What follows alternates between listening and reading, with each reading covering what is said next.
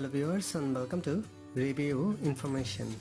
In this video I will show you how to add email address in your Instagram account.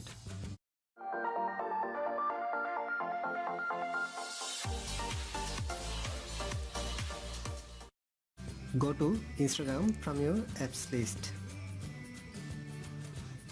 Tap on your profile icon from the lower right corner. From this page, tap on Edit Profile. Under Private Information, you will find Email. Tap on this. Now enter an email address. Then tap on Done from the top right corner.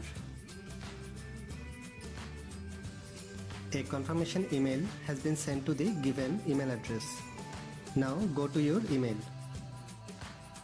Tap on the confirmation email from Instagram. Now tap on Confirm Email Address. That's it. Your email address has been confirmed. Tap on OK.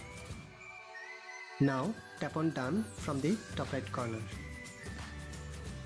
That is how you can add email address in your Instagram account. Thanks for watching. Hope you guys enjoyed my video. Please subscribe my channel for more videos. Goodbye.